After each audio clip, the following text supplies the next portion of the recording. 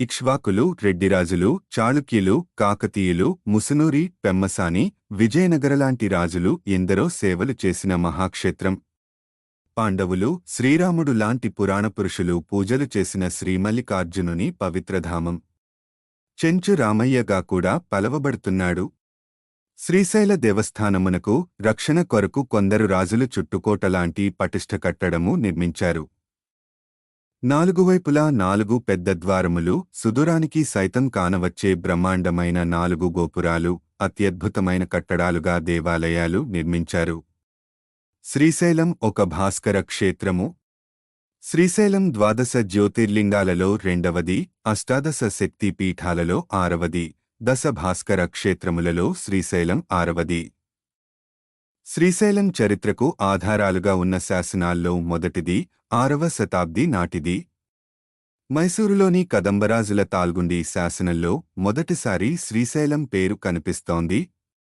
పూర్వం అరుణాసురుడు అనే రాక్షసుడు ఈ ప్రపంచాన్ని పరిపాలించేవాడు. అతను చాలా కాలంపాటు గాయత్రీ మంత్రం జపిస్తూ బ్రహ్మకోసం తపస్సు చేసి ద్విపాదాలచే, చతుష్పాదాలచే మరణం లేకుండా వరం పొందాడు. వరం ప్రభావంతో భయపడిన దేవతలు ఆదిశక్తిని ప్రార్థించారు. అమ్మవారు ప్రత్యక్షమయ్యి అరుణాసురుడు తన భక్తుడని గాయత్రీ మంత్రం జపిస్తున్నంతవరకు అతనిని ఎవరూ ఏమీ చేయలేరని చెబుతుంది. తర్వాత దేవతలు పథకం ప్రకారం దేవతల గురువు అయిన బృహస్పతిని అరుణాసురుని దగ్గరికి పంపిస్తారు.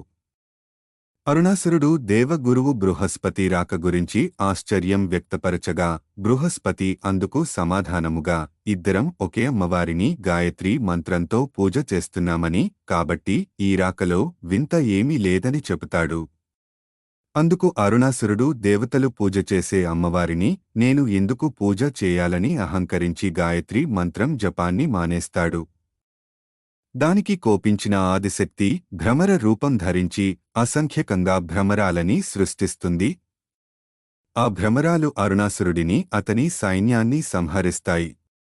కూతైగమున పుత్రార్థియే ఘోరతపమాచరించిన శిలాద మహర్షికి పరమేశ్వరానుగ్రహంబున జన్మించిన నందికేశ్వర, పర్వత, నామధేయులగు కుమారరత్నములు తమ తీవ్రతపోగ్నిజ్వాలలచే త్రిలోకంబుల గడగడలాడించి పరమేశ్వరుని ప్రత్యక్షముగా వించుకొనిరి. వారిలో నందీశ్వరుడు ప్రమథగణాధిపత్యమును, ఈశ్వరవాహనత్వమును వరములుగాబడెసెను. పర్వతుడు తాను పర్వతాకారము దాల్చుదునని తన శిఖరముపై పరమేశ్వరుడు త్రిశత్కోటి దేవతలతో ప్రమధులతో సర్వతీర్థక్షేత్ర రాజములతో స్వయంభూ లింగరూపమున పార్వతీసమేతుడై వెలయవలయునని, తన శిఖర దర్శనమాత్రంబుననే జనులకు ముక్తినొసంగవలయునని వేడుకొనెననాటి నుండి శ్రీశైలము మహామహిమోపేతమై ప్రఖ్యాతిగాంచింది. శ్రీశైలమని పేరువచ్చుటకు గల కారణము కూతయుగాంతమున గల సుమతి నామధేయుడగు మునీంద్రుని పుత్రికామణియగు శ్రీ తన ఉగ్ర తపంబుచే ఈసుని మెప్పించి ఈ పర్వతమున ఎల్లకాలము నా పేరు ముందునిడి ప్రజలు పిలుచునట్లు పరమేశుని వరమనుగ్రహింపమని ప్రార్థించి సఫల మనోరధురారైనప్పటి నుండి ఈ పర్వతము శ్రీ పర్వతమనియు శ్రీశైలమనియు వ్యవహరింపబడింది.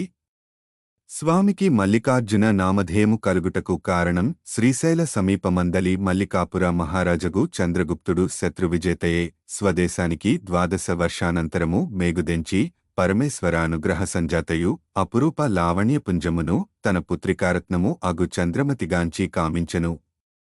ఎవరెన్ని విధముల వలదని వారించుచున్నను వెనుక మోహవివసతచే కామాంధుడై అనుచితముగా ప్రవర్తింప ఆమె తప్పించుకొని శ్రీశైలమునకేగి శివుని మల్లికా కుసుమంబుల పూజించి ప్రత్యక్షముగా వించుకొనినది. కామంధుడగు తన తండ్రిని శిక్షించి మల్లికాపురమున దద్దమనరింపవలసనదనియు తనకు దృఢమగు శివభక్తినసగి సర్వజన్భజనీయుడగు అంబారూపంబునసగి మల్లికార్జునాఖ్యచే పరమేశ్వరుడు సుప్రసిద్ధిడు కావలేనని వరములు కోరినది. అదిమొదలు మల్లికార్జునుడు అను పేరు కలుగుట చంద్రమతి భ్రమరకీటక న్యాయమున అంబాస్వరూపముగా భ్రమరాంబ నామమున సర్వలోక భజనీయుడగుట జరిగింది. పరమేశ్వర శాపదగ్ధమై మల్లికాపురము నిర్మూలన ఆగుటయు చంద్రగుప్తుడు పచ్చబండై పాతాళ గంగలో బడుటచే ఆజలము పచ్చగా మారుటయు జరిగింది. శ్రీశైలానికి సిరిగిరి, శ్రీగిరి, శ్రీపర్వతం మొదలైన నామాలున్నాయి. శ్రీ అనగా సంపద, శైలమంటే పర్వతం. 1313లోని ఒక శాసనాన్ని అనుసరించి మహేశ్వరులు శ్రీకైలాసముపైన నివసించారని ఉంది. చెంచువారి అల్లుడిగా చెంచురామయ్యగా ప్రసిద్ధికెక్కినాడు. మరిన్ని వీడియోల కోసం మా ఛానల్కు సభ్యత్వాన్ని పొందండి. ధన్యవాదాలు.